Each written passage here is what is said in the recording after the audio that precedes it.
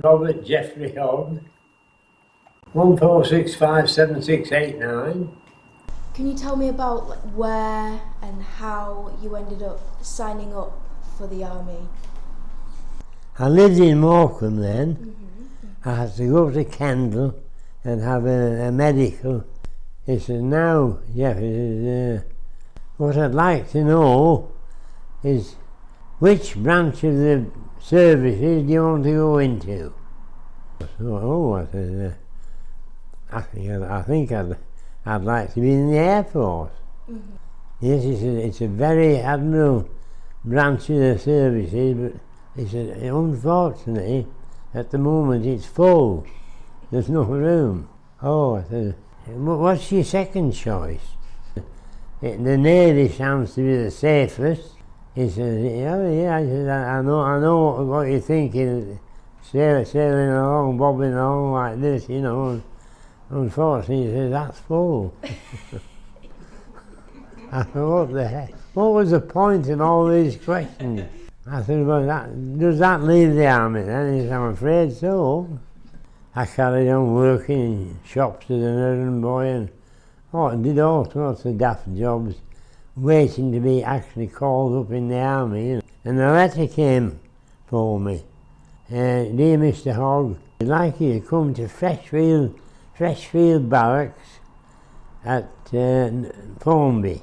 I want you to go on the parade ground and line up in three columns. When I shout, quick march, he said, I want to watch what you're doing. You can imagine what we did. I think one or two fell. They bumped into the one in front because he hadn't moved. The following morning, an army man came. He had piles of brown paper, and he said, right, I want you to take all your clothes off, spread your paper out on the floor, on the table, on your bed or anywhere, and he says, try to fold your clothes if you can to make them as neat as possible, and just put them on the middle of the paper. When you're all just in your underpants, he said, we'll see where we go from there. Well, some had no underpants and some... Well, it's just what you were like at home. If your mother never bought you underpants, you didn't wear underpants. String underneath and tie it as tight as you can. We ended up with, every soldier had a parcel with his clothes in. 2 men at a time, and more or less followed me into this hut. And in the hut, there was piles of army trousers, army jackets, army shirts, big army boots, you know, massive things. We'd always been used to low shoes. And we were stood in what anybody would only call army uniform. On parade, he shouts at the top of his voice, on parade. They all picked up their rifles, and needless to say, Muggins here, I started looking for my rifle. It wasn't in the corner where I put it. I searched everywhere, I couldn't find my rifle. So I went out and just walked up to the company that was stood there, and of course immediately he said, where's your rifle? I said, I don't know, sir. He said, well, he'd find out. And I asked the mate that slept in the bunk below me, I said, have you seen my rifle? Do you know where it is? Have you moved it? And he said, yeah, he said, I put it under your mattress. After we'd done our 12 weeks training at Formby, we sailed from Stranraer to Ireland, and they took us to Lochamoor Camp.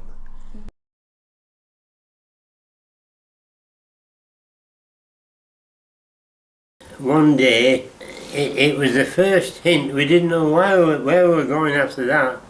Nobody had mentioned D-Day or invading Europe.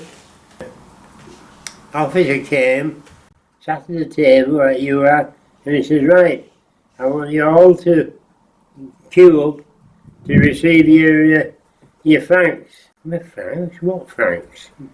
We'd never heard of Franks. We realised we were in for an invasion.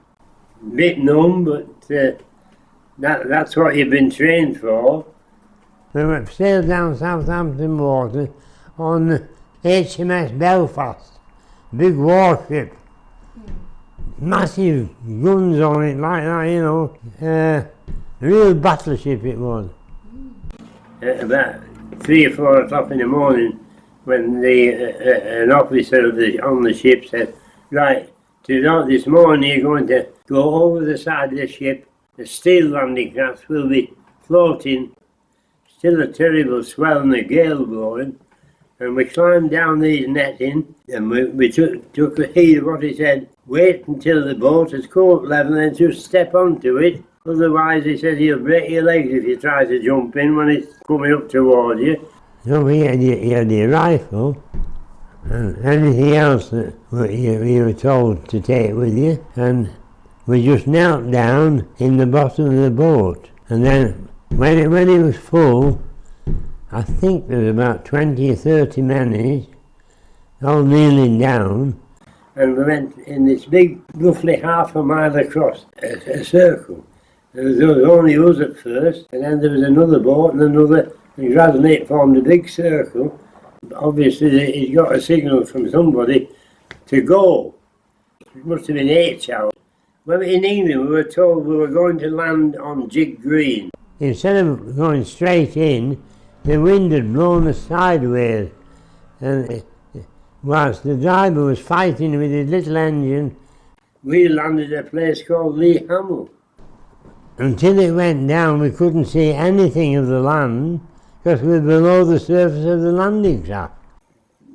Hit the sand, the ramp went down, and we were all expecting the machine guns, and there was nobody there, just a huge pillbox firing these shells out at sea. And we more or less ran out as we were told to, and all we had was our rifle.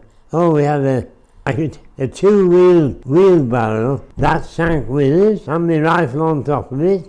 As you could see, Acton mining, and they'd knocked railway lines cut into 6-8 foot length, hammered them into the ground so they were sticking up like that, and they had a telemine on the end of each one.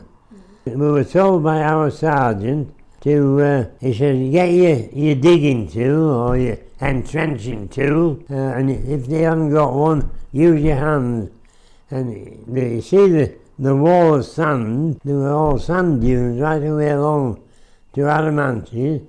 There was an awful lot of bullets flying around at Adamantes, and he said, I want you to dig a hole in the sand dune, scrape a place out you can, so you can back in bottom first. Any bullets coming past you will miss you because you're out of its path. Where the breakers broke onto the beach, there was about 30 dead English soldiers. How did you feel as the landing craft door went down?